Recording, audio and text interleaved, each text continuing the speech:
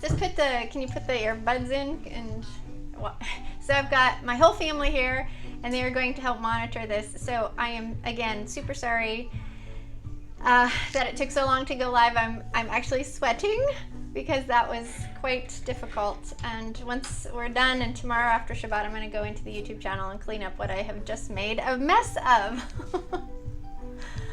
All right, so let me try to collect my thoughts. Yehovah Elohim, thank you for helping this go live. I know that Hasatan is set against this message of salvation going out, so I just pray the blood of Yeshua around us, around this room, and around the internet connection right now, and the YouTube channel, and all the people watching and stuff. And I ask for your Ruach HaKodesh to come and comfort me and calm my heart down. Thank you. Amen. All right. Oh my.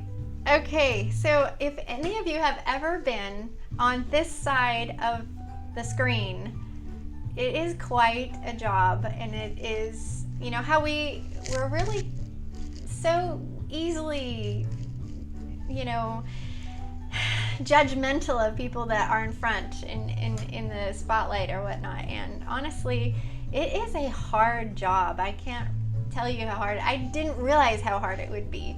And so when you got all this technology stuff that you're trying to do to try to, you know, give a show and stuff, there's a lot of work, especially when you're kind of a one-man show. So if you had a team of people, it might be different, especially a team of people that knew what they were doing.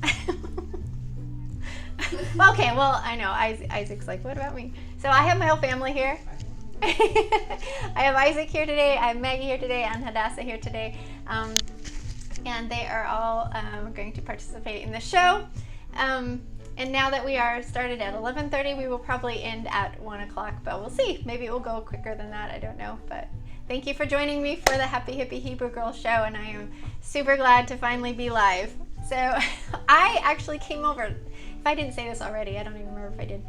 I actually came over on Thursday, or Friday, I can't remember, to test this, and it worked totally fine. I tested it, ran it through YouTube, went home, checked it, it worked great. So I thought Shabbat was going to be easy, but you know what? That's what happens. You walk into something and you think everything is going to go fine, but you know what? There's an evil one set against the whole thing happening. So, all right. Okay. Let's turn this Happy Hippie Hebrew Girl music down. Oh, up? No, we're going to go down. There we go. All right. So I am Rebekah Kahabat Yehovah. I am the Happy Hippie Hebrew Girl, and I am super excited that you've joined me today for a very, very important topic. How am I saved?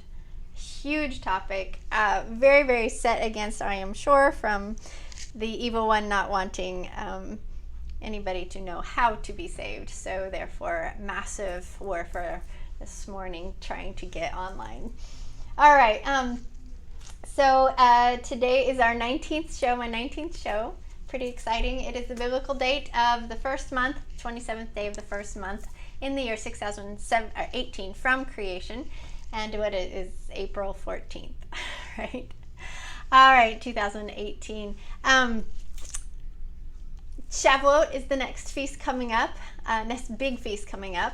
And that is about, I think it's 44 days from now to Shavuot, but we actually have a new moon, a new month coming this next week. Hadassah, when is the new month? Is it Monday or Tuesday? Tuesday night? I think it's Tuesday night. Tuesday night is the second new moon as far as we know, but again, you always have to sight the moon to know, so it could be within a couple days there. But nevertheless, that new moon has nothing to do with how to find Shavuot at this point. We find Shavuot based on first fruits and counting from first fruits, 7 Shabbats plus 1 day, or first fruits 50 days, right? So we have gone over that a couple times, but today's show is about a very, very important question that I get asked quite a bit, and it is about how am I saved? Huge question. And I am going to, I kind of think this should be a two-parter. Isaac and I were talking about this morning and think that this is something that we probably need to talk about a couple times. but I'm going to do my best at explaining what I know the scriptures say about how am I saved. So am I good, Isaac, still? Just let me know if something's going wrong. Okay. All right, for any of you who are new to my group, or new to my show, I am just trying to get focused again after all that. Okay, this is a show developed for Ladies of Teshuvah and your families, and something for you to enjoy on Shabbat, and something for my family to engage in on Shabbat and bring our minds into, oneness with our Creator and topics that He wants to talk about. So how was your spring feast season? One thing that I wanted to ask that I don't know if I asked last week, but how was your spring feast season? Yeah, I hope it was beautiful, and I hope that it was meaningful and fun. So you want to marry the two between, providing a lot of meaningful traditions for your family, but also fun, so they want to do it again, right? So, yeah, did we have a good feast season? Yeah, pretty good. Yeah, very good, actually. Went to some nice Passover, nice Pesach at a friend's house, and then had our own little private one. And so, okay, I don't know what that just said. Okay, it is so hard. So, okay, so there is actually going to be, just so you know, there's no chats in this YouTube live stream. I enabled chat. There's chats available? Isn't there? I don't know. I thought that I turned them off, but that's okay. That's okay. Right now, we'll leave it as it is because I'm just glad to be here. But I thought that I disabled chats, but that's okay. And you can comment in the feed definitely below. But stick with me. I'm going to explain some of this in a little bit. So anyway, how was your feast season? Your spring feast season? Beautiful. You started Rosh Hashanah with the head of the year, counted 14 days to Passover, and then after Passover, the day after Passover, was the first high Shabbat of unleavened bread, right? And then the last day of unleavened bread is a high Shabbat. But in the middle there, we see resurrection on the Shabbat, the weekly Shabbat, right before sunset, and then we see first fruits is the day after the weekly Shabbat during unleavened bread. Did you get all that? And then now we're looking towards the ascension. When He ascends 40 days later, we can actually find that day. So we're going to talk about that in one of these Happy Hippy Hebrew Girl shows, but not today. But then we're looking at the last fall feast, or the last spring feast coming up, which is Shavuot. So we're counting down to that, which is 44 days or so. So I hope that you had a great spring feast season and you learned some new things, some new treasures for your treasure chest that Papa wanted to give you. So welcome to a show that is dedicated to transforming your head knowledge into heart knowledge. So many of us in this movement and just in any facet of looking at our spiritual life get so caught, it goes stuck right here in the head, and we need to move it into heart knowledge. And that's what you do, what your hands do, what your feet do. That's what I'm talking about. So we're going to move things into your heart knowledge. All right, and I am also this is a show aspiring to be a breath of fresh air. It's to lighten you up, and it's to give you permission to be the beautiful Ezer Kenegdo that Yehovah made you to be, ladies. So one thing, I'm kind of in this, well, I don't know, I came out really girly today in my clothes because I am just wanting to be rebellious against this movement of, what do you call it, Isaac? Monotyping, this gender issue. So I'm going to embrace my femininity as much as I can. Right? What is that called? It's like everybody, they want to be like a nothing. Like, it's the Twin Tower Syndrome. Twin Tower Syndrome? There used to be two. Right. It's like, but now nobody wants to talk about it. There used to be two. Nobody wants to talk about it anymore. It's just pathetic in my opinion. He made two. He made man and he made woman. One's to be masculine, male. One's to be feminine and female. And so I'm the blending of it, the making, it look like there is not a distinction between one and the other. Hey, kids dancing out there. It's trying to entertain me. Jeez. That's what I get for living in a fishbowl here. Anyway, so I'm dressed all girly because at some point I'm going to just dress like this all the time with aprons and all this other stuff. But not practical for some things. But all right, this is also a show that doesn't yell at you.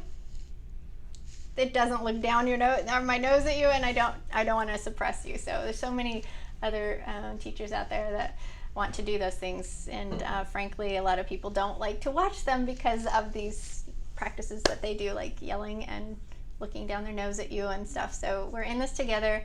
We are walking this path together, and we need to embrace each other's gifts and talents and each other's journeys, and let it be a journey for everyone. It's the Ruach HaKodesh that does the work. It's just, we're just, vessels. We want to walk real close with him and let him, speak through us, because if he lives in us, it's just going to come bubbling out. And so that's what I'm doing. So anyway, so today I am Rebekah Bat Yehovah, and I should say that just at the beginning because I just spent a long time talking to you, and maybe you don't know my name. I don't know, but my name is Rebekah Bat Yehovah, and I've got Isaac back here, my husband, and Maggie, my older daughter, and Hadassah. What? 2? What? They're giving me signs. I don't know. I don't know. All right. So I've been married for almost 20. Isaac and I have been married for almost 20 years. We left man-made religion about 15 years ago. We've been parents for about 18 years, and I've been Melchizedek Feast Eva for about 10 years. We've run Teshuvah Ministries for 5-6 years, and we had together as a family have hosted about 200 biblical feasts. So I think we know a little bit about the feasts and what makes them run, tick, beautiful. Why they're so amazing. And this is what I have done on my show before. If you're new to this show, a little fun fact about me. I used to be a springboard diver. Go figure. So now I used to be a figure skater and springboard diver. It's a long story, but very cool. Some of my days in the aquatics industry back in my teenage years and early 20s, that's what that was about. So I have lots of experience in lots of different areas, about 12 lives.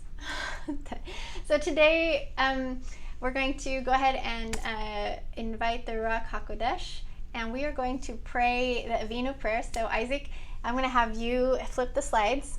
Actually, let's I got so flustered with the whole thing. Let's go ahead and add the slides, add my logo to the very bottom. So he's going to touch on the screen. He's going to add my little logo to the bottom. I think it's right there. See if you have to click. Yay, there it is. Fun. Okay, now we're going to say the Avinu prayer together. So he's going to go ahead and click on the first screen, same as I do. There we go. And so we're going to say this together.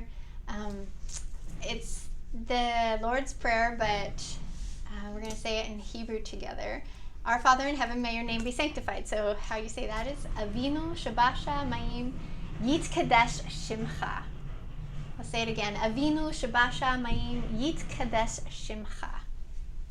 And the next one. May your kingdom be blessed. Your will shall be done in heaven on earth. Which we say that.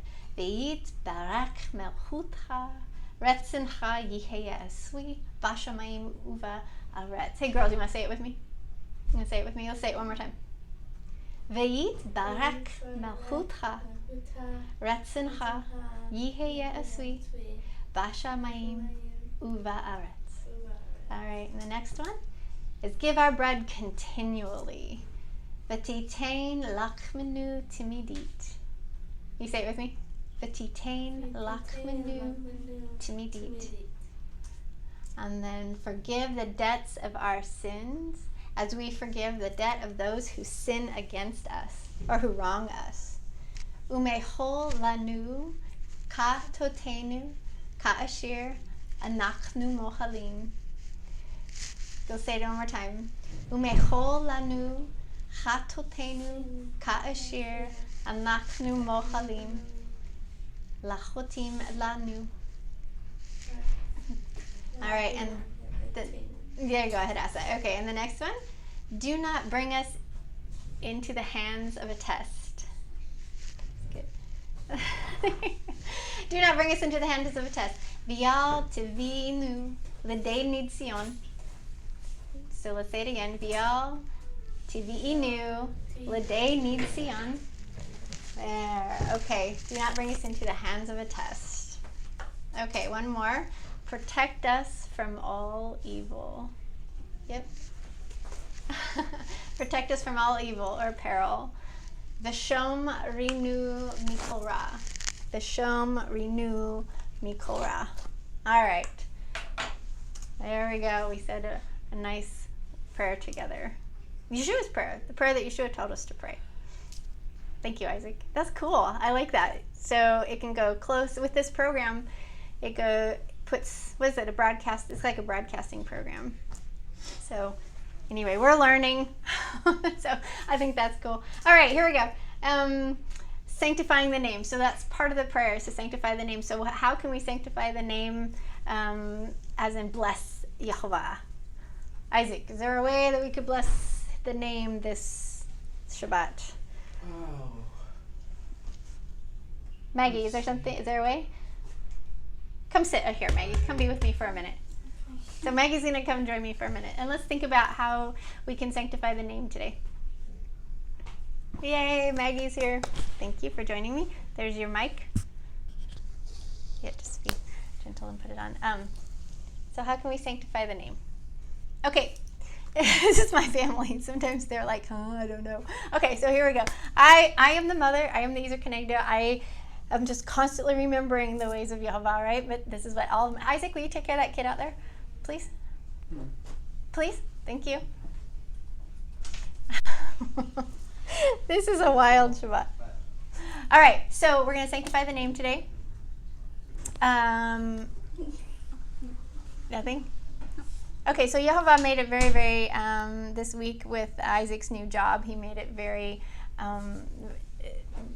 it gave Isaac favor at his new job, and so Isaac was able to celebrate the spring feast with us as a family. We thought we were going to be apart, separate, or we thought that we would have to do it in the second month sort of thing, but Papa made it possible for us to do it together, which is super awesome. And then he also created it so that Isaac gets to stay here again a little bit longer this weekend. So I want to sanctify the name and praise the name of Yehovah for for answering my prayers this week and keeping Isaac safe, bringing him home. So it's very simple to this week because my prayers were basically very simple. Just bring my baby home. I did.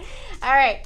So as you're thinking about, when you pray that prayer, that Avinu prayer, the Lord's Prayer, you need to really consider how you're supposed to be sanctifying the name. May your name be sanctified. So you're supposed to participate in that. You're supposed to praise his name for something that he did for you.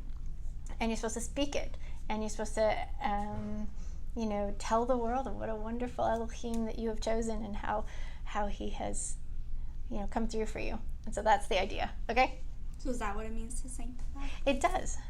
Sanctify the name means to proclaim his name. You can proclaim it. You can praise it. There's several ways that you can do that. And the book was a book by Keith Johnson and Nehemiah Gordon, The Name of Our Father.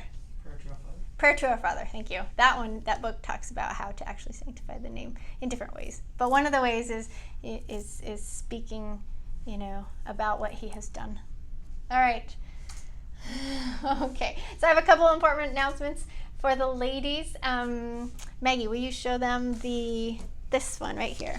I think it's right here. So, ladies, I want you to meet me in the group afterwards. We're going to go live in there, and that should be a whole lot easier than what we tried to do right now, going live on YouTube. But if you are there in the Facebook group afterwards for just about 10 minutes after this show, and you just make a comment in the feed, then I will know that you watched and you participated at least by tomorrow morning. If you watch the show by tomorrow morning, then on Sunday morning, first day of the week, I get up and I go through the feed and I say, who is there? And then I will put your email addresses into an email, and I will send you this week I'm going to send you a PDF of this little poster, and it's actually bigger because I added to it. I just didn't have a printout for it, but it is what must I believe and do to be saved, and what must I believe and do to be saved. This is a mind map that we call it a mind map, and it's something that Isaac likes to do when he studies. So when he studies something, he kind of like, I don't know how to describe it, Isaac. You start with a subject, and then he maps it out to how the scriptures talk about it, and he really minds it. And so this is he mined basically what salvation is. Like, what are we supposed to believe and what are we supposed to do to be saved? So I'm going to send you this, and you can print it out big, put it on your wall. The only thing I ask with the PDFs is that you don't share them, because I do have these things for sale on the web store, and so I just ask that you use it for your own family. and anybody that comes into your home.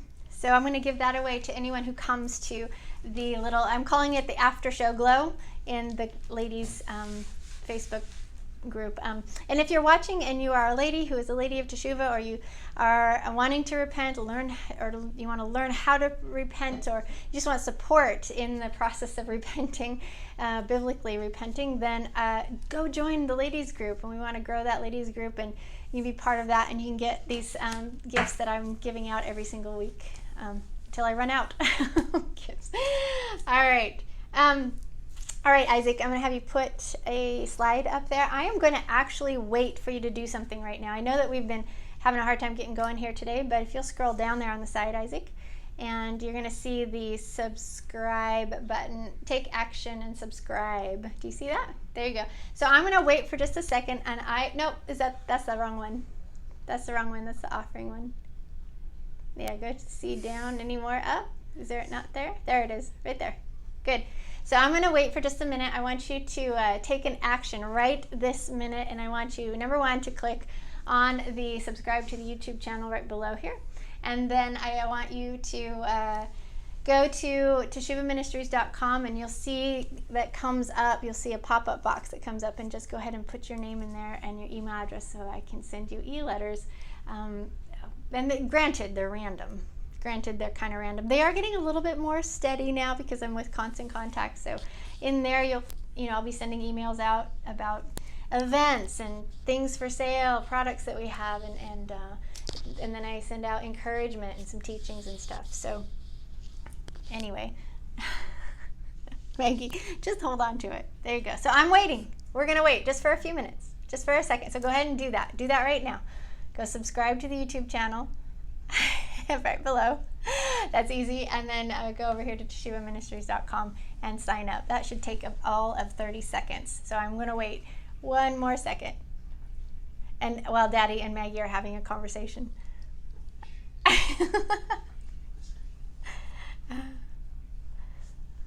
All right, go ahead and turn that. What is the problem? Okay, Isaac, go ahead and take that off right there. There you go. Oh, I see what you're going to do. Okay, Maggie is leaving the scene. Okay, go ahead and go off of there, Isaac. And now I have a treat for you. We are going to play a video. Isaac. You're not done, baby. We're learning this. He's producing this. So go over to the other side. There you go. And hit the black one. There you go.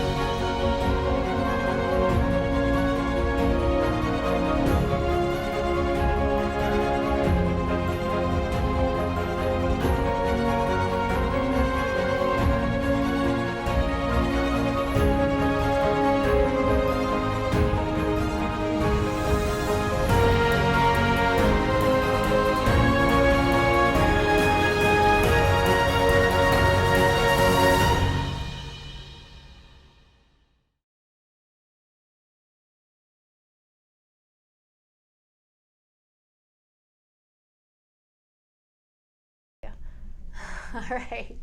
There you go. We're learning how to do that. So I don't know if the sound was, enough. You might have had to turn the sound up there. But this is what I want to talk about for a second right now is the Colorado Convention. So July 20 to 22nd, 2018. We're going to try to do this every single summer, but we have this Colorado Convention for Ladies of Teshuvah, and that was the promo that I did for this. But the deadline, I want to make sure you know, is May 25th. So you're talking just a few weeks, and so you need to actually go register for this at Eventbrite. So if you go to eventbrite.com and you type in Ladies of Teshuvah Colorado Convention, it should come right up. There you go. Thank you, Isaac. There you go. Register. So please hang on to this slide. Please do that as soon as you can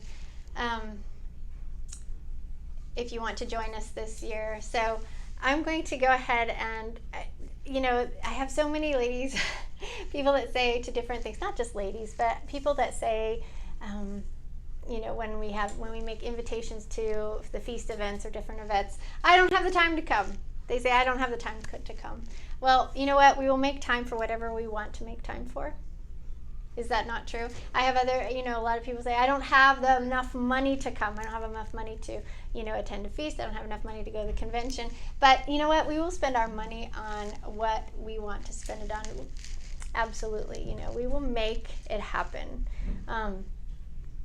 And so I just want to say, if by chance you truly are like we were at one point, we were at a teepee and we actually had, no money. It was like a really desperate situation, then I have a few slides here I want to go through with you. And this was laid on my heart this week to talk to you about because I feel like there's so much of, there's a huge topic here we need to talk about. So let me just approach this in this manner. Why did you choose Yehovah Elohim to be your Elohim? Why did you choose Yehovah to be your Elohim? Because there's all kinds of Elohims out there. But why did you choose him? This is a super important thing to consider. Okay, so I picked Yehovah Elohim because he has the best track record out there, because he is the most powerful of all, because he is the only living Elohim. He is, I know there's demons that call themselves Elohim, but he is the Elohim. He is the creator of all things. They are the mighty ones, they are the family. They are just amazing, and I have chosen to align myself with them because I want that Elohim to come through for me because I've seen what the Elohim can do. So I have like this little riddle thing that I came up with, and no one in this room knows what I'm doing here, so we don't know how it's going. But I have this little riddle thing, so it's a Yah riddle. Number one. Okay, we're going to take this. This can be applied to your life in all different, facets of your life. It's not just about the Colorado Convention, but that's kind of where I'm going with this. But let's say believer Susie has $250 in the food budget for the month. There's no extra money for something like a convention, right? She's scraping the barrel as it is, but she knows that Yah wants her to go to the convention. If she spends $169 of her $250 on the convention, she will only have $81 left for the month. What should Susie do? Okay, this is like reality for me. This is what I do all the time. This is the kind of thing that I go through all the time, and I bet you anything it's the kind of thing that is presented to you all the time. So you have this much money, and it's set aside, or you're setting it aside, you're hoping to set it aside for this thing, something as important as food, something as important as shelter, something as important as clothes or utility bill or gas. That money's set aside, but there's these other things that are calling to you from Yehovah, from the kingdom, and they require some money. So they require, travel money. They could require you to, fork out something to participate in them or to celebrate. So which one gets trumped most of the time? Most of the time we're like, no, I've got to feed my family, so I've got to do this. And he knows my heart. He knows I want to go, but I'm going to do this. Right? So what should Susie do? What would you do? What do you do? What do you do in that scenario? Okay, so here's my second riddle. So, y'all riddle number 2. Okay, believer Susie has decided to jump and register for the convention and let Papa Yah feed her and her family for the month. But now, how does she actually get to the convention? So I think I skipped just the idea. I wanted to talk just for a little bit about the idea of what should Susie do with the slide before, with the riddle number 1. So if you have this money set aside for food and you have this thing you want to go to, but you don't have money for that, again, my question becomes, why did you choose Yehovah Elohim to be your Elohim? Why did you choose Yehovah to be your Elohim? You need an Elohim to come through for you, right? So the idea is that you trust this Elohim that you have chosen to do for you what you cannot do for yourself. Right? So let's just say that you go ahead and you say, okay, I am going to go ahead and take the $169 out of my $250 budget, and I'm going to trust that Yehovah is going to bring to me all the money and all the food that I need for the month. I'm going to put that there. But then what do you do? Because you need a plane ticket or you need gas to get there. Because travel seems like it's out of the question because that requires a ton of money. So what, again, should believer Susie do? Okay, so here's my point. My point is that seeking a life of stabilizing your own situation at all costs will work against Yehovah's will, and that is guaranteed. Okay, so this is an idea of rescuing yourself.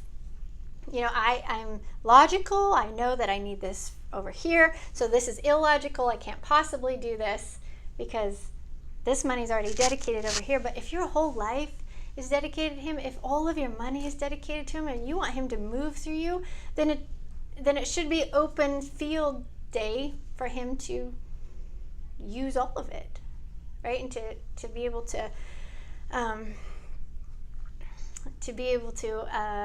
work in any facet of your life. So he wants to be your Elohim and come through for you. But if you're always dotting your I's and crossing your T's and moving only when you have enough, then you don't need him, and he won't be able to show up and come through for you. Either he will leave you alone to have it your way, or he will thwart you over and over and over again until you get it.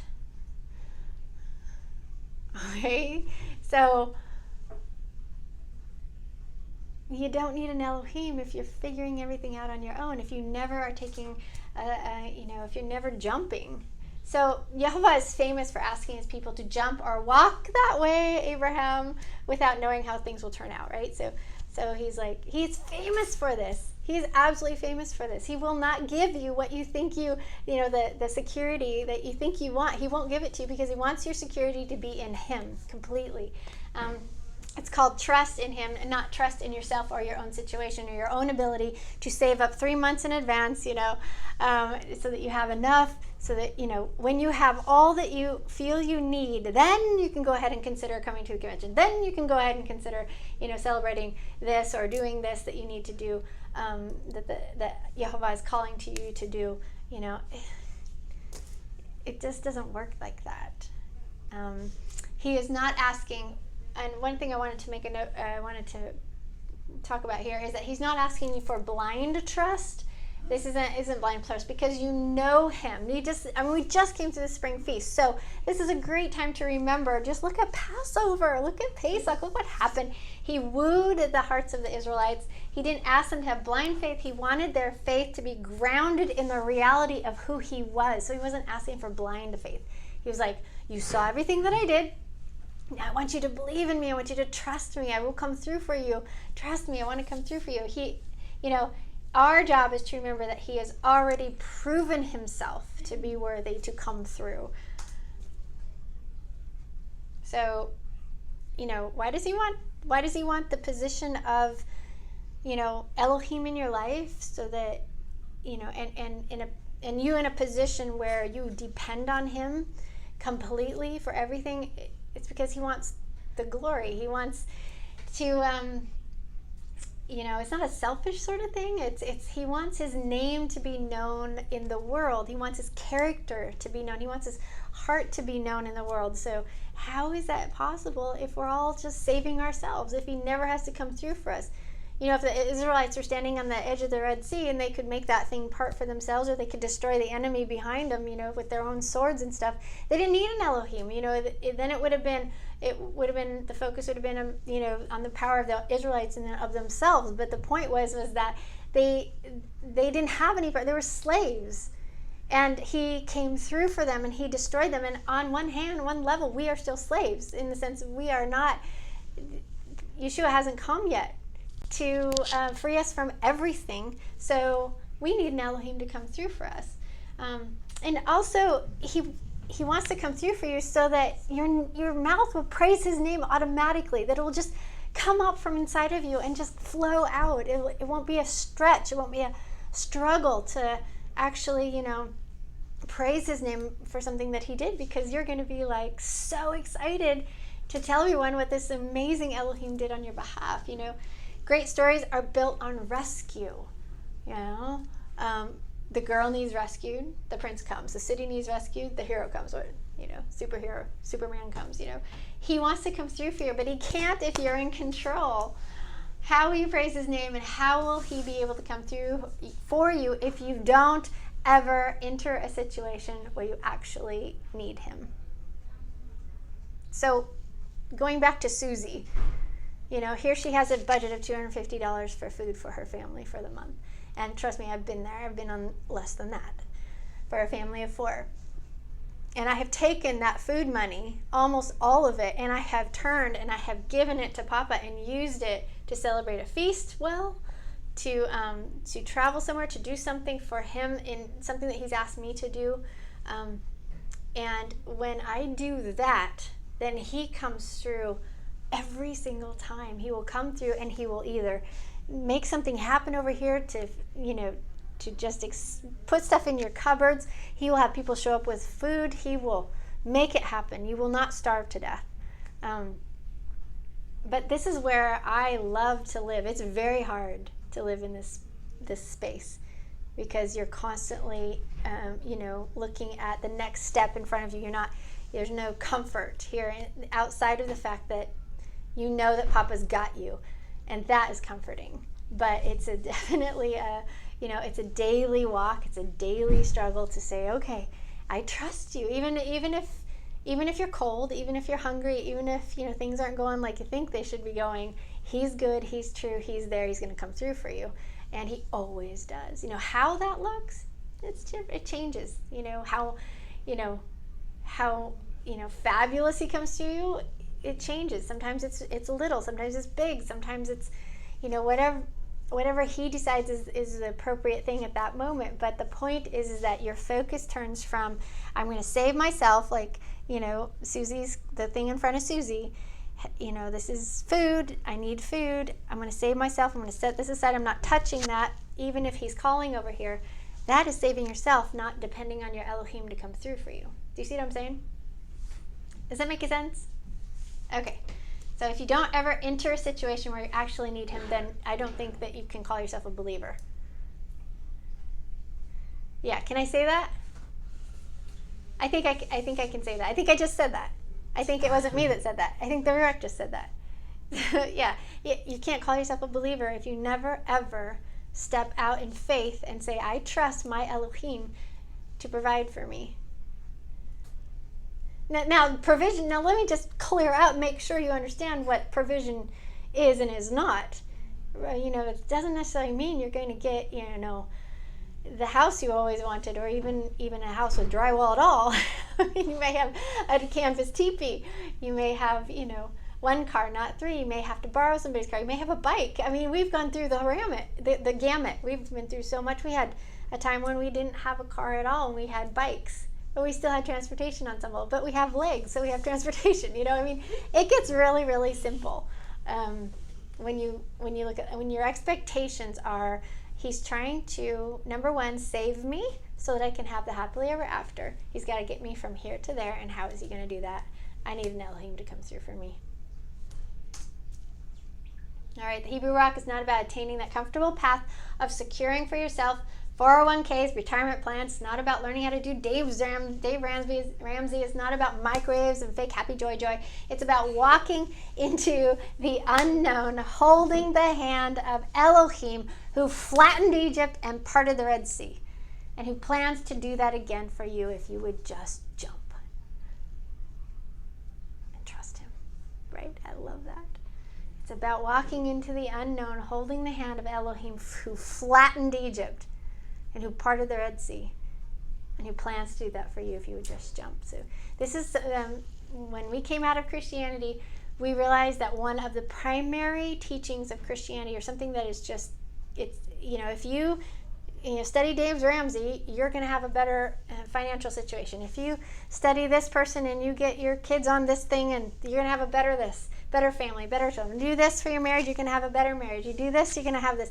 It was like you were basically trying to get to this level of everything is doing really smooth and really comfortable. But let me tell you, that's not the walk of a Hebrew.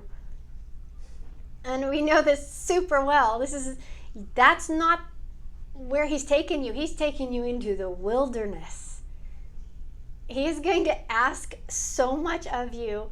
You are going to have to take up your cross and follow him. You're going to get stripped of everything, which means you have to start getting into the mindset of, not this is what I've got saved up for food, but this is yours, Papa. You're going to feed me, right? Like literally manna from heaven, literally opening your mouth. And what does he say? Open your mouth wide and I will fill it. Who's filling it? He's filling it, not you, right? And, this whole, idea, the other thing is like, I will plant you in the land. He says, I will plant you in the land. So you don't have to go figure out how to plant yourself in the land. He's going to do it for you.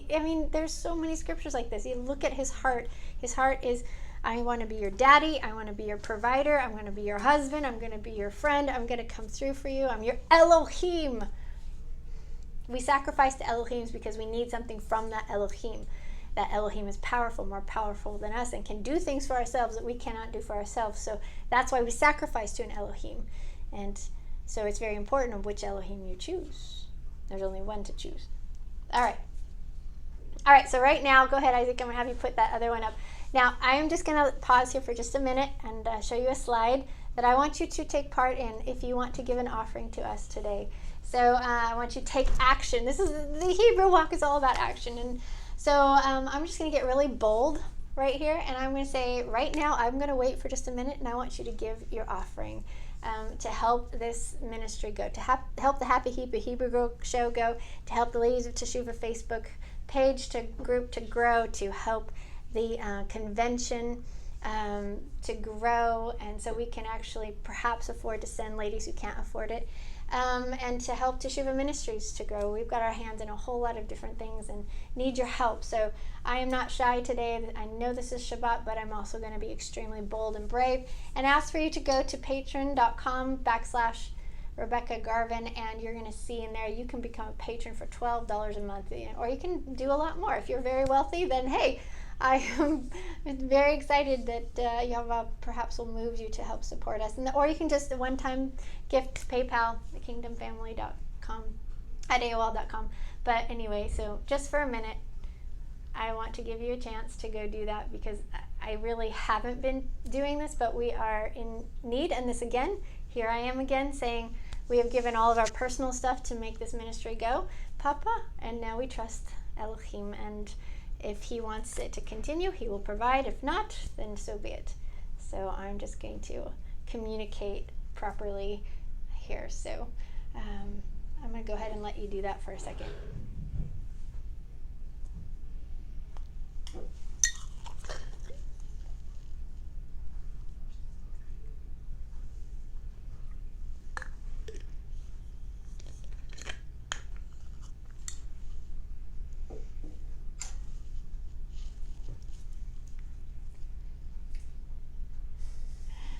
Okay.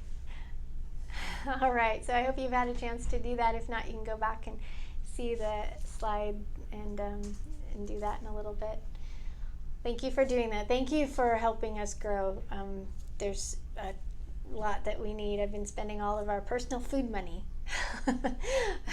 on and gas money on trying to create a way of communicating that is palatable and good for you and scattered Israel, so they can hear, and that the rock can move through and move your heart and give you eyes to see and ears to hear. I just want to help her.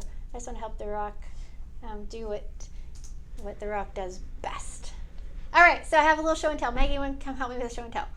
Okay. Come help me. So Maggie's going to come back and help me with a show and tell. And I might have something for you to do, Hadassah. Go ahead and just put that on you for a sec. Thank you. So show and tell today is I'm going to show you one thing that I've been trying to do during the counting of the Omar. So that's what we're in. So in First Fruits, we started counting the Omar.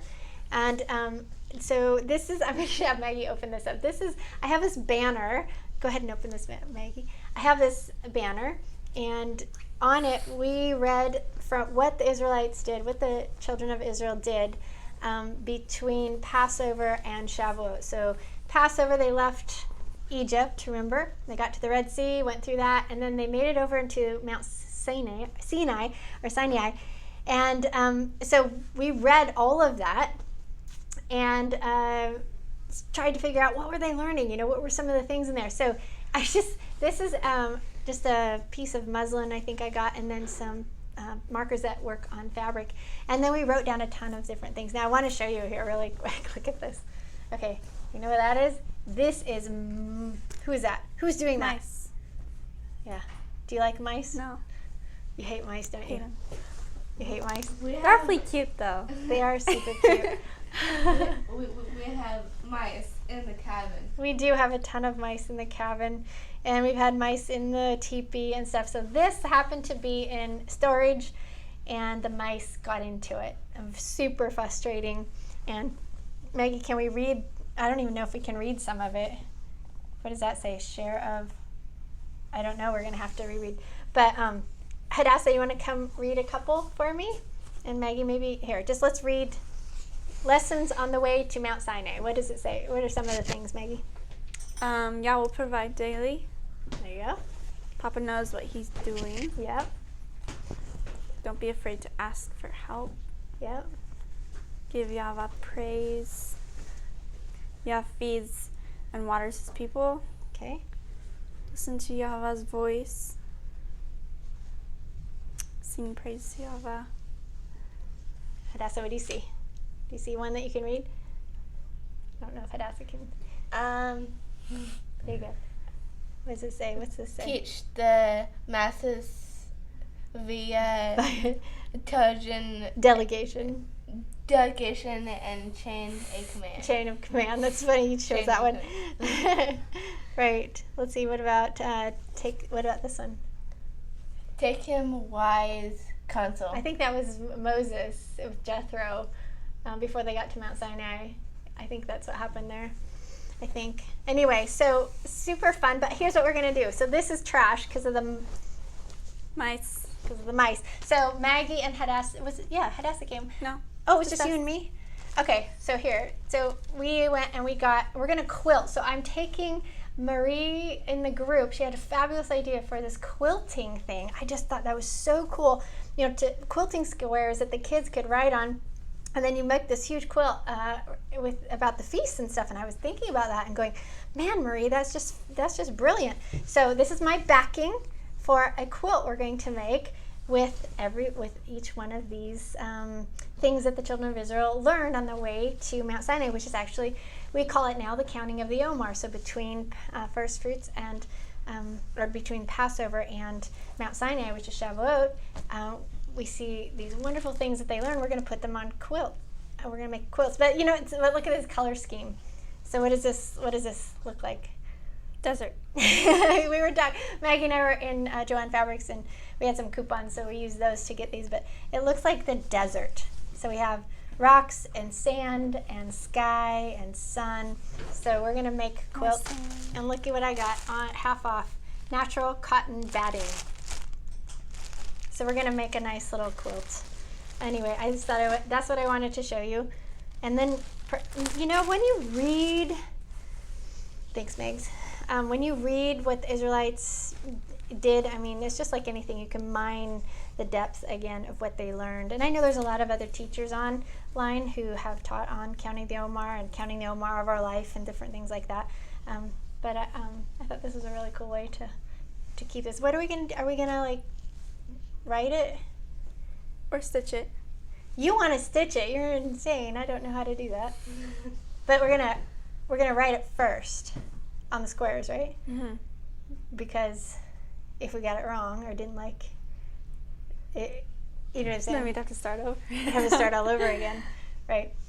Okay, very cool. Thank you for helping me with that. So it's called the Omar quilt that we're going to do. I think I have Maggie. We have a segment for you. All right. So go ahead. Do you want to introduce this? So this was just a little video that we did beginning of the year. We were at a hot springs, and it's basically just me talking about Work. How work. Teenagers celebrating the feast. Yeah. And how to stay faithful to Papa. Yeah. Yeah. So this is Maggie this is this Royal Teens segment of the show. So go ahead and play that, Isaac. We are at a hot springs. Yes. To start out the new year by soaking in mineral water. Yay. 1 bag per take. 1 bag of French fries per take. That's how I'm getting you to do this. Yeah. I'm gonna buy you French fries for doing this, right? Yep. So far it's 2 bags. Too bad. Yes, it is hard to find fellowship, especially for teenagers, to celebrate the feast. Feasts recently have been very lonely because we don't have any fellowship. Yeah. But not just any old fellowship. You want friends. Well, yeah. Because not everyone in this movement you like. No, that is very true. So you don't want to just hang out with them just very because. true. Yeah. You want people I that. want friends, not. Yeah. I want people to choose from. That's the hardest thing is there's not a big selection. Yeah, I don't have any selection. What are you doing right now? Soaking For what? for Rosh Hashanah. That's right. Can we find anybody to come with us? No. But you have your family at least, right? Yeah. Do you think it's important to do this anyway, even though it's hard? Mm-hmm. Yeah. Good thing about the friend I have is that she's with me no matter what. Which is nice, but yes, it is hard to do it without other people that believe like this. To any other children or teenagers out there, you're not alone. That is our age. You're not alone. You're not alone. Not alone. Nope. There'll be great big teenager parties when the show comes back for his Oh feast. yes, we'll get yes. together and have lots. And you have lots of people and kids to choose from. But right now you're having fun just soaking in Oh, yeah. hot springs. Oh yeah. Here in Montana. Montana. Surrounded by nice mountains. Shana Tova. Shana Tova. Yay! So there's the French fries that I promised you. Yep.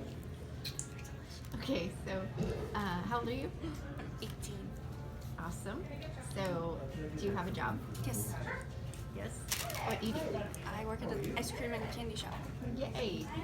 They have a huge event down at the park, egg hunt, and all the employees and managers have to stuff about 5,000 eggs. And she just started. What do they stuff it with? Chocolate candy. Okay, so your supervisor knows that you are a Hebrew and that you don't celebrate these things. You have a good supervisor, right? Yes, she's super nice. And super understanding. Yeah. What the other day you went to work and what was going on? She had to start stuffing all the 5,000 eggs by herself. Didn't even ask me to help stuff, which was nice. That's cool. Yeah, I didn't have to help her decorate or stuff eggs or anything related to. Yeah. So she just had you work the till and serve ice cream? Yep. Nice. So when you walked into that job, tasks? What did you make sure that they knew? I made sure they knew that I could not work past 6 o'clock on Friday nights or after sunset because of Shabbat, and then I could work Shabbats and Saturdays. They hired you anyway. Yay! What were they gonna have you dressed They were up going as? to have everyone, all the employees dressed up as elves. And so what did you do? I left work. You quit I quit. Put my 2 weeks in. because that was. I could have gotten out of wearing the outfit, but I just didn't want to be around all the. They had about 3 trees set up, and just tons of decorations everywhere. everywhere. So it was just better for you to quit and then come back. Yeah, I came back in around January after the holidays, and I walked in and she's like, "Do you want your job back?" Yes.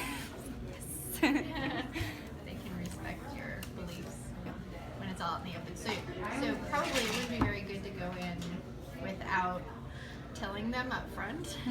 Probably not. My advice to teenagers getting a job is just be up front right away at your interview. Just tell them that you can't work on Friday nights, Shabbat, and there are certain days. Just warn them that there will be certain days throughout the year that you need to be posted on. Very cool. All right, so it's getting loud in here, so we're going to sign off. Thank you, Maggie, and I guess that is definitely worth the French fries that I got you. Good for that. Thank you. We are at a hot springs. Yeah, there we go. Nice. So thank you, Maggie, for doing that, and Hadassah for doing that show. Yeah. Isn't that cool? I love this program where you can actually like cut away and you get a full view there. So that is our teen segment show. So teens, you got to learn how to live in this world but not be of this world. And you're learning how to do that, right? Little decisions throughout the course of your days and weeks. Yeah. They become big decisions. All right, so Hadassah is going to show you what she was creating while we were busy, and then we're going to get to our main topic for just a little bit. Is that a scarf? Yeah. Is that a scarf? Can I see it on you? That's cool. It's very frilly. Oh, there you go. Yeah, it's just a Yay. scarf I'm doing. That's cool. Crocheting's good. And then, okay, Maggie, I'm going to have you take that stuff, and you girls can switch with Daddy. So I hope you ladies and families are having a good Shabbat today. Shabbat Shalom, if I haven't said that already. And you're probably, I hope you're in your, I don't know, just in your slippers, lounging with some tea, having a good day today that is restful, because he said rest on Shabbat, right? So Isaac is going to join me. Yay! Hi, Isaac. I love it when Isaac joins me. So he's tired today, but he's just going to sit here and look handsome. and and he's going to, oh, stop. he's like the daisy. Oh, that's it. Okay, gotcha. So today we're going to talk about how you are, oh heavens, look at here. Okay, hold on. Oh, I thought I had it all ready. I am having just tons of a little bit of technical difficulties today. Okay. New thing. You Oh, always have to look. work out the bugs. Okay, so I'm just going to scroll through the slides. Yeah. There we go. Here's the Please. show on fast forward. I hope you all have time to kill with us. Because, like, what time is It's it? fine. Oh, we're fine. I guess we've It's got. fine. Okay. It's like a brand new show It is every single. that we just started.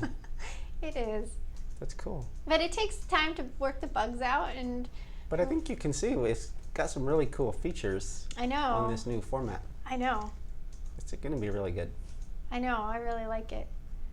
Yeah. Because I think I can bring in video. I can have you Yep. produce in the back. I think we got just a couple more here. Oh, there we go. Okay. Yeah, and I'll make you dizzy, right? Right. Okay, so we're going to talk about how are you saved? This is a huge question. It is the question, is it not? This is a Titanic. So when I talk about being saved, I talk about this idea that the Titanic is going down and we need to get off of it, and we need to get into the lifeboats, and we need help figuring out where those lifeboats are. And it's really one lifeboat, obviously. It's the way that Yeshua has made. So, but the idea is that when you come alongside of Yeshua and do the work that he and his Father are doing and the Rock are doing, it's all about getting people off the sinking Titanic. Mm-hmm. Right? Yeah, and introduction, I just want to point out how this big question relates to what some might also consider the big question, which is why do good things happen to bad people, or where is God when I heard, or whatever form that's in. Yeah. And I would want to say that if one gets saved and gets to the happily ever after, then one would assume that the other question would then get answered. Right. Right. So I think they're related and tied together. So this is the big question. So how are we saved? And one of the things I was thinking is, what am I thinking? Why am I approaching? This is a huge topic, and why I'm like, what was I thinking to say we should talk about this subject right now? But you know what? I've had some people just in the last little bit say, this is a huge question because they're coming out of Christianity and they're trying to figure out, wait, I thought I knew how to get to the happily ever after, and now you're telling me something different, or the scriptures is looking like it's painting a different story, and I've actually been lied to about how to get to the happily ever after. So this is a huge topic, but essential for anything, because so how the questions become, how do I go to heaven, and what I mean by that, or what I think people are meaning by that, is how do I get eternal life, how do I get to the happily ever after, how do I know that I am saved? Right. So there's a lot of, if you search on Google, there's people just by the bucketfuls, flipping out on this question, how do I know I'm saved? I don't feel like I'm saved. How do I know? How do I know? I don't know. I think I know. I don't know. There's this unsure thing. But this is the question. It's the question that drives us all into religious circles and different ideologies, right? We want to know how to be saved. We want to be known we want to know how to be saved, but saved from what and saved to what is a huge part of this question, right? So this is the question. This is the question that everybody who wants something other than what this life is offering, that's why you enter into a church. Yeah, in the denomination that Rebekah and I both grew up in, their primary marketing tool was a don't choke. Was a Daniel and Revelation prophecy seminar. Oh! And so they get you in with some really, really cool artwork. Yes, very cool. Colorful, very, very, very beautiful. dramatic artwork of the beasts and different things, and the beast and the dragon and all that, and then the fear, the hell, fire and brimstone. Yeah. Then let you know with no doubt that you needed saved from something. And you needed them to help you there. Then it became the process of indoctrination, right. Right. Into how one gets saved. Yeah, and there are so many, and part of their angle with the teachers and stuff in that is, it was like, I know and I have to show you, and so therefore you need me kind of idea, this hierarchy. We have the answer, and if you do what we tell you, come in underneath the sacred umbrella. Right. And then everything will be good. Yeah. So, and that's how they built the church. That's how they, it's one of the most powerful ways that they got people to come. They would give prizes and things for members going and fetching your neighbors and bringing you into the pews on those, and they had them they went for weeks.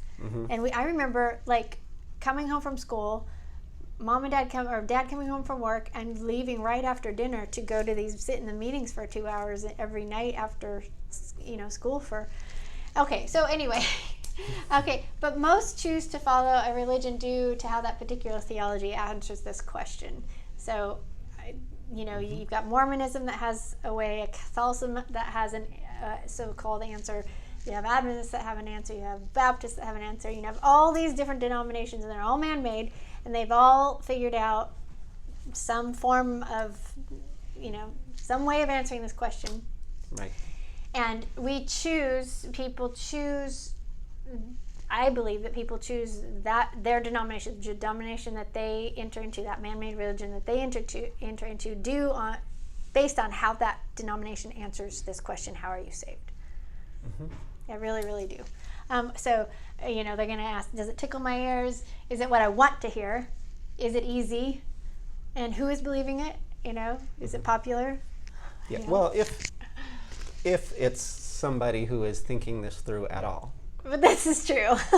If they're in that category to begin with.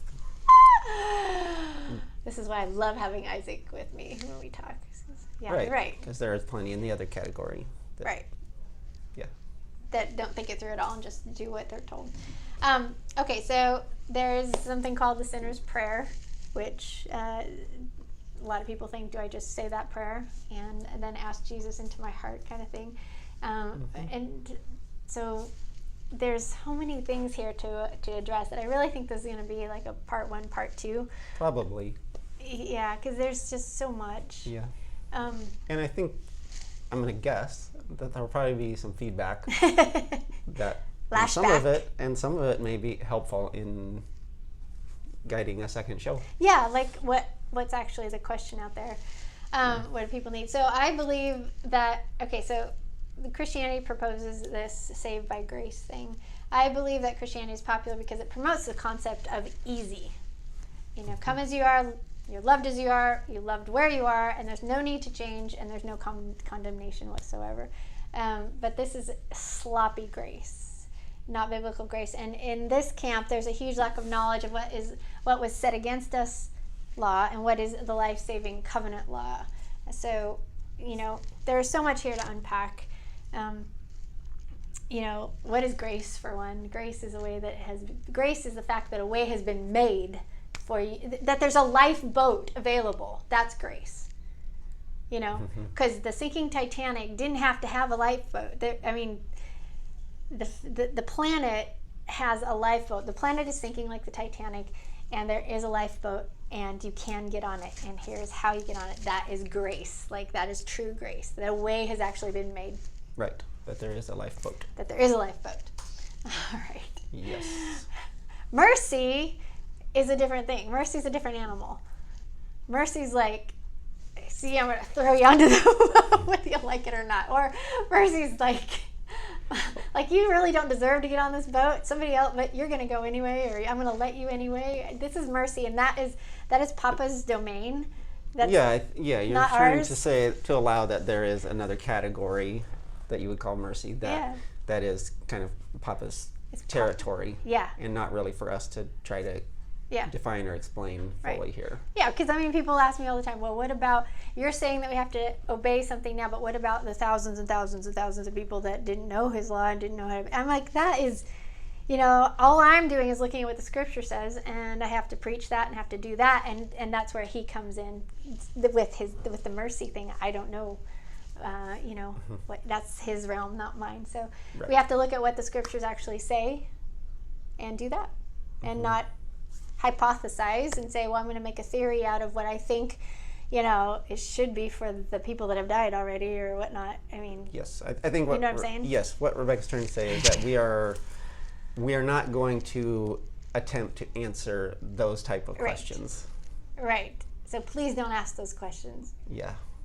What about my Aunt Gertrude? What about the Indians? What about the... To be honest, from a logical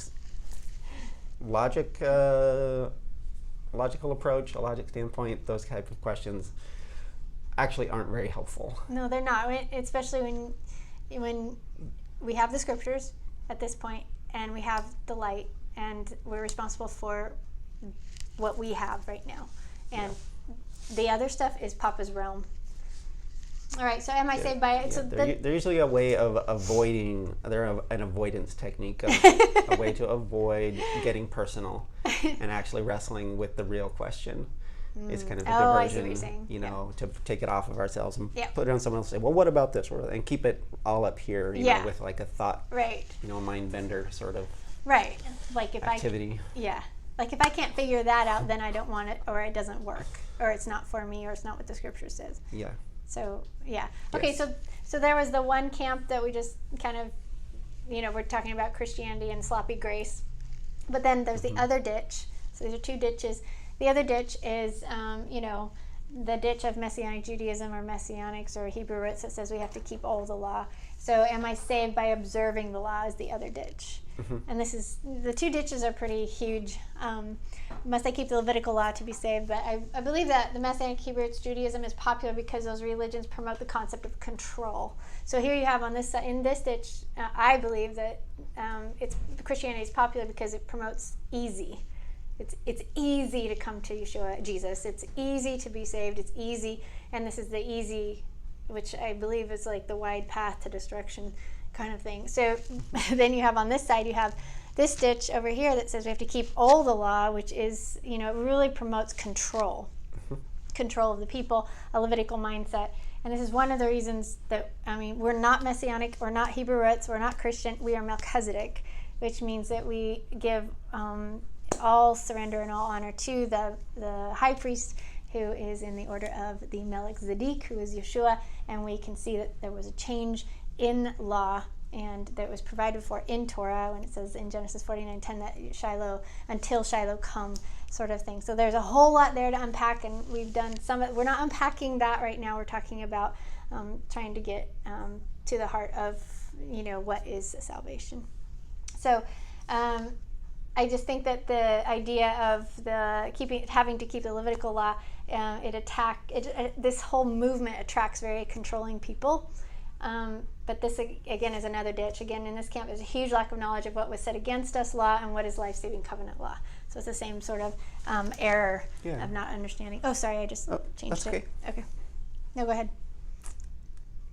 I love it when you have stuff to say. I was just going to point to something on the screen. I'm sorry. The little typo in the word that was attract.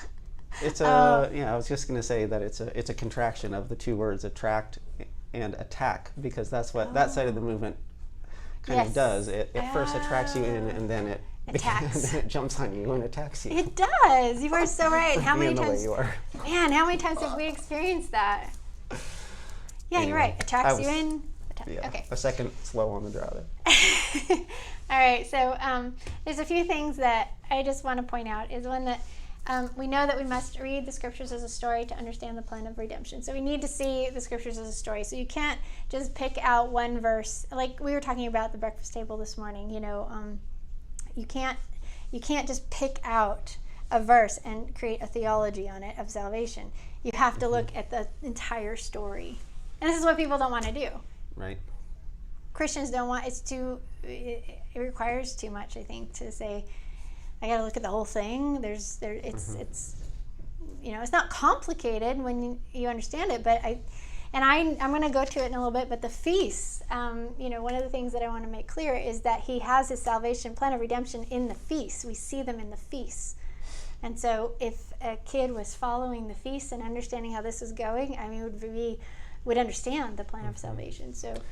So right. So this seems like the beginning of the answer, of our answer to the big question. Right? Thank you. And so we were looking at what I might call a false dichotomy between the Old and New Testament, between Christianity and Messianic. I don't know. You know, that the New Testament is grace and the Old Testament is law, or labeled as such, and that they are in conflict, presented in a falsely presented as being in conflict with each other, and that one must choose one or the other and go one of two ways. And so, but our answer is you have to bring the two together and look at the whole thing, Right. read the whole story, Right. get the big picture. Get the big picture. And I think in Christianity we get so focused on the, on what is it called? Extrapolating a text and building a theology around that one. What's it called? I don't know. Oh, we had it. We used to say it all the time. Exegesis? No. Proof texting? Proof texting. Thank you. That was it. Well, no. Yeah. Beating I don't remember. Anyway. the horse to death. Right. Like that one poor little verse. Yeah, I mean, when I looked at all the verses that the Christian world uses for salvation, you're talking just a small handful. There's just a small, and they're all from Shaul or Paul. They're all from, pretty much Romans. I think there's Ephesians. There's anyway, they're pretty much just a handful of them in the New Testament. But if you keep reading, if you read before that little statement and after, you'll get a bigger picture. And they're not saying what Christianity has made it out to be said. Right. And then another thing we're going to make here in just a second is that if there's any conflict in from what Paul is saying to what Yeshua said or Yehovah said, we go with what Yehovah and Yeshua said. Now I'm 100%. I 100% believe that Shaul or Paul is completely in line with Yeshua. Right. But we bring him into line with what Yehovah said and what Yeshua said, not what Yehovah said and Yeshua said, into line with what Paul said. So we have to have that in the right order. So there's another thing. We know that Yehovah doesn't change. We know that the Messiah did not bring a new thing, but a superior thing. He didn't bring a new thing. We know that Yeshua is the prophet spoken of by Moses, in whom Yehovah put his words, and we must obey this prophet. And we know that there's a narrow path, and we know that few find it. We know that there's a remnant. So before I look at Shaul's words, they must line up with Yehovah and Yeshua's words. The feast reveal the plan of salvation. This is an area that I actually feel qualified to speak in. So I'm not I'm not a, what does he call that, a cemetery student? I didn't go to seminary. Right. And do you have like the part in here about the feast where like how often the Hebrews were told to read the Torah? No, I don't No? actually. Oh, it's Okay, it's so interesting. so what we say is, and what we teach is that the feasts are the mechanism that was given to us Right. originally in order for Elohim to teach us what they want us to know. Right. So these are our instruction. This is how we are meant to learn, is by celebrating the feasts. Right. Not by book study. Yeah. Not by doing the Parsha, not by Right. like Bible study, etc. In fact, Right. and what I was referring to was a verse where he said that the Torah was to be read once every 7 years. So, and it says so that the seven-year-old would learn. So that the child who is 7 years old, who has never heard it before, will hear it. Will hear it. For the first time. Yeah, which is super interesting. And so it wasn't read your Bible and pray every morning. Right. It was. Boy, that's going to get a lot of feedback right there, but you're right. Okay. Yeah. So the people were to hear it. They were to know what was in there and have it in their hearts and written on their hearts and minds and do it. But what they were to engage in throughout the year was the feast rhythm. Was the feast rhythm. But also on that note, a Torah scroll, there was no, the Israelites coming out of Egypt had no Torah scroll. For one, it hadn't been written yet. It had been passed down orally, the law and stuff. So, but also even afterwards, families didn't have Torah scrolls just laying around. They were something that the priest had and would pull out and let them read. But you had a lot of illiterate people. You had so this is the mechanism by which Yehovah intended for his people to know, to keep in sync with him, to keep to understand the plan as much as he wanted them to understand it at that point. Yes. So you're right. So we're just pointing out where we're going to look, or where we will point someone else to look for the answer to the big question. Yeah. So, and then we look to Yeshua's words, which we're going to do in a minute. So, for me, like I said before, I want to know what Yehovah said and what Yeshua said first before I look at other people's writings, even Paul's, or even modern writers, because my life depends on this. This is super important, right? And I'm not going to gamble my life away on man-made religion or what other people have come up with, or even, to get waylaid by what misunderstandings of what Paul was saying. All right, so as a whole, the scripture shows us that we are saved through covenant. Okay, and we see this covenant thing in the feast. We see this in the obedience to the feast. Our destiny hangs on us entering into a legal contract with Yehovah. So I asked Maggie the other day, I said, how are we saved, Maggie? And she rolled her eyes at me, and she says, took a deep breath, and then she rattled off, we're saved through covenant. We have to come into a legal arrangement with Yehovah. And I went, whoa, my daughter's listening and paying attention. So our destiny hangs on us entering into a legal contract with Yehovah. This contract gets Hasatan's claim off of us. Right. Super important. And I think I have a slide in here later, but the idea of Shabbat. Shabbat is a sign of our covenant with him. So Shabbat, keeping Shabbat, guarding Shabbat, at all costs is how we say to Yehovah, we are in contract with you. It's how Yehovah knows who's in contract with him and who's not. And so we have the weekly Shabbat and we have the yearly annual Shabbats, and those are those are like the engagement ring. This is what you wear to say I'm taken. Yeah. So that's our wedding ring, and then that's his ring for Yehovah. I have one right here, my wedding ring, engagement ring. The girls have one. So and here's part of the answer to what it is that we need saved from. Yeah, this is definitely part of the answer. The contract, gets us freed from Hasatan. So Hasatan has a claim on us. We need to get freed from that claim. And you don't do it by just saying, I want Jesus to live in my heart. It doesn't work that way. It's a huge step. I mean, I don't want to dumb that down any, because to say, I want, for somebody who recognizes that they're a sinner and they've been living in sin, for one, you have to understand what sin is to really understand that. But when you really feel broken and you want Yehovah, the God, to come and rescue you, and you want to be saved, and you ask for Jesus or Yeshua to come into your life, I mean, that's huge. That is a starting place. But there's so much that has to take place there for you to be made holy and perfect as you're supposed to be. So we're going to see some texts, as you well know, that talk about who gets into the eternal life, who gets into the happily ever after, into that city. And you have to have your heart clean. You have to have it cleansed. So he can't stay there. He can't. He's going to come in to clean it. Right? So that's part of the issue with Christianity, is I accept him into my heart and then I can just keep on sinning. No. Which we have some slides here, I think, about that. But here's something that I wanted to it's a little story that I think I wanted to help drive this idea home, that this is a legal transaction thing. Salvation is actually a legal situation that Yehovah wants to get you into with him so that he can get Hasatan's claim off of you. And so this is I have heard before a story, and I started researching, trying to remember where I heard this story, and I came across this one, which is very similar to the story that I heard before about during World War II.